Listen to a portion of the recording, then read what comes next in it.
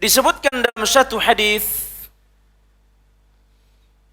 hadisnya adalah hadis yang sahih, diriwayatkan oleh Imam An-Nasa'i dari sahabat Abdullah bin Umar radhiyallahu anhu, Rasulullah sallallahu alaihi wasallam bersabda, "Hadzal ladzi taharraka lahu 'arsyur rahman wa futihat lahu abwabus sama wa syahidahu 70,000 minal malaikah laqad dhamma dhammatan thumma furrija anhu." Pernah Bapak Ibu, arsy Allah itu bergerak. Ya, arsy itu di atas langit ketujuh. Ya, singgasana Allah Subhanahu wa taala. Allah sebutkan dalam Quran surah Al-Hadid ayat keempat, "Huwallazi khalaqas samawati wal arda fi sittati ayyam summa istawa 'alal arsy." Dialah Allah Subhanahu wa taala menciptakan jagat raya ini 6 hari. Ya, summa istawa 'alal arsy. Lalu dia istiwa di arsy. Dia istiwa di arsy. Walaupun ini nanti para ahli berbeda memahami. Ya, ada yang memahami istiwa di arsy itu, ya Allah memang ya di arsy. Tapi tidak usah kita tanya bagaimana cara duduknya. Ya, ada yang memahami Allah tidak butuh tempat. Tapi yang jelas, arsy Allah ini adalah satu makhluk singgasana Allah Subhanahu wa taala, dan dia merupakan makhluk yang sangat besar. Ya, sangat besar. Bapak Ibu, arsy ini pernah berguncang. Ya, pernah berguncang. Kapan tuh? Dia berguncang saat meninggal seorang sahabat yang bernama Sa'ad bin Mu'adz. Ya, Sa'ad bin Mu'adz. Kalau gunung berguncang itu biasa, ya, gempa gitu ya. Itu udah sering kita ngelihat atau mungkin sudah ada yang merasakan. Ya, ini yang berguncang, ini langit. Ya, di atasnya langit itu arsy Allah. Ini pernah gerak dia, pernah bergerak. Mendengar kabar kematian seorang sahabat yang bernama Sa'ad bin Mu'adz. Kenapa? Sa'ad bin Mu'adz ini sahabat Rasulullah sallallahu alaihi wasallam yang tidak pernah meninggalkan peperangan. Dia selalu ikut perang. Ya, bersama Rasulullah sallallahu alaihi wasallam. Ya, dia selalu berjuang bersama Nabi Muhammad sallallahu alaihi wasallam. Hingga satu peperangan, sahabat Sa'ad bin Mu'adz radhiyallahu anhu terpanah. Ya, dia terpanah Bapak Ibu. Hingga mengalir deras darah dari tubuh sahabat Sa'ad bin Mu'adz radhiyallahu anhu. Mengalir deras. Menderita sahabat Sa'ad bin Mu'adz. Sa'ad bin Mu'adz berkata kepada Allah Subhanahu wa taala, "Duhai Allah, jika masih ada peperangan dengan orang kafir, tunda kematian saya ya. Tapi jika peperangan sudah selesai, jadikan ini kesempatan terakhir bagi saya untuk berperang, dan semoga perang ini mati saya ini adalah mati syahid." Dia berdoa kepada Allah agar masih bisa diberikan kesempatan untuk berperang melawan orang kafir. Ya, dia tidak senang perang.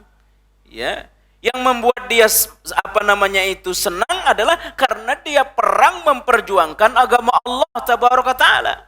Ya.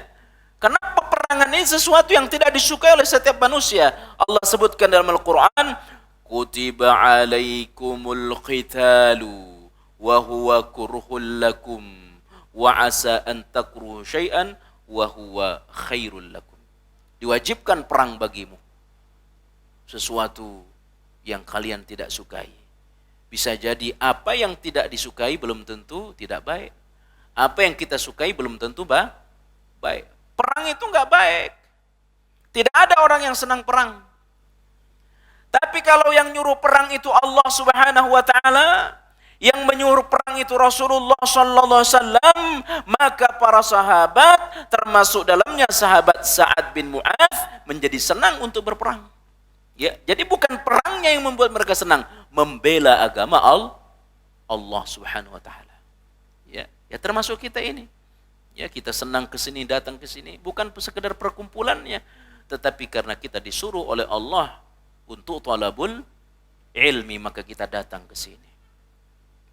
Nah, hingga satu peperangan Bapak Ibu, Sa'ad bin Mu'adz itu kena anak panah. Dia mengalir darah. Dalam kondisi sakit parah, dia berdoa kepada Allah, ya Allah, kalau masih ada peperangan dengan orang kafir, tunda kematian saya ya Allah. Tapi kalau sudah nggak ada perang dengan orang kafir, jadikan kematian saya sebagai mati syahid. Maka dia meninggal, dia wafat. Saat dia meninggal Bapak Ibu, Allah turunkan 70.000 malaikat untuk mengurus jenazah sahabat Sa'ad bin Mu'adz. Berapa? 70.000. Ya, rebutan malaikat untuk mengurus jenazah sahabat Sa'ad bin Mu'adz. Ya, mereka rebutan. Hingga Rasulullah SAW berjalan dengan cepat. Sahabat yang lain nanya, ya Rasul, kenapa jalan engkau cepat sekali? Sampai-sampai sandal sahabat itu talinya putus. Ya, tali sandal sahabat putus Bapak Ibu. Sahabat nanya kepada Rasulullah sallallahu alaihi wasallam, ya Rasul, ada apa gerangan? Kenapa engkau berjalan dengan cepat sampai tali sandal saya putus? Kata Rasulullah sallallahu alaihi wasallam, saya berjalan dengan cepat, khawatir saya kedahuluan oleh 70.000 malaikat. Ya, karena Allah turunkan 70.000 malaikat untuk mengurus siapa tadi? Sa'ad bin Mu'adz. Saking mulianya nih sahabat nih. Ya, saking luar biasanya nih sahabat. Tidak pernah alpa ikut perang. Dia minta kepada Allah untuk mati syahid. Begitu dia meninggal Bapak Ibu, arsy Allah itu berguncang. Ya, arsy Allah itu yataharrak. Bapak Ibu, apa kata Nabi kita?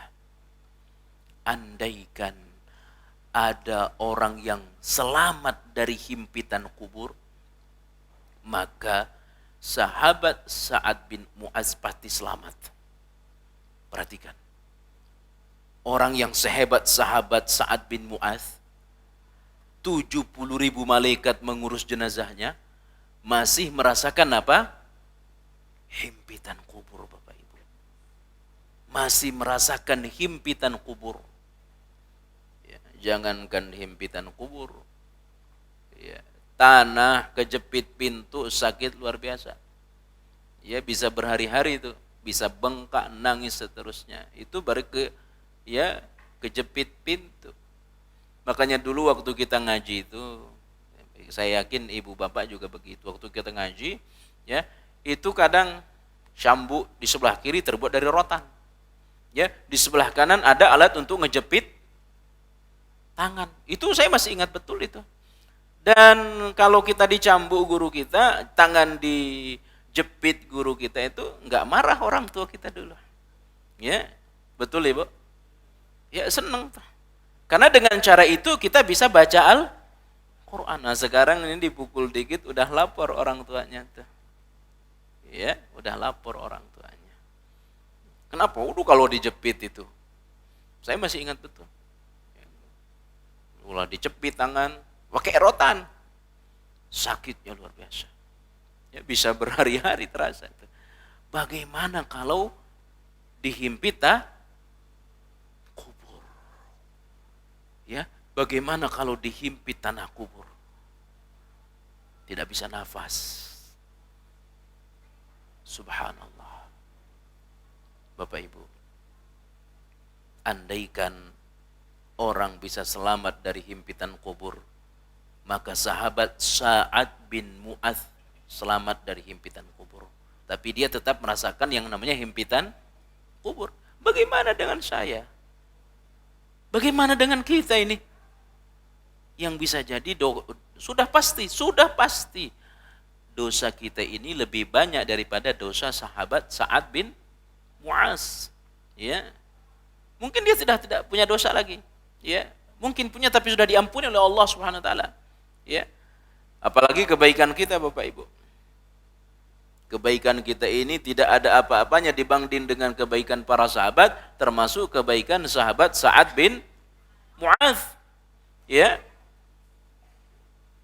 Mereka itu kalau baca Quran bulan Ramadan setiap hari bisa khatam 1 kali itu. Di 10 terakhir terutama. Di 10 terakhir Ramadan para sahabat itu bisa khatam 1 hari 1 kali. Ya. Jadi sungguh jauh kebaikan kita ini dibanding dengan kebaikan para sahabat. Tapi perhatikan, mereka tetap merasakan yang namanya himpitan kubur. Subhanallah. Mereka tetap merasakan yang namanya himpitan kubur. Nah, bedanya, kata Rasulullah SAW, ya, saat dia dihimpit oleh kubur itu, himpitannya itu hanya sesaat. Dihimpit, setelah merasakan sebentar, maka tanah itu meluas.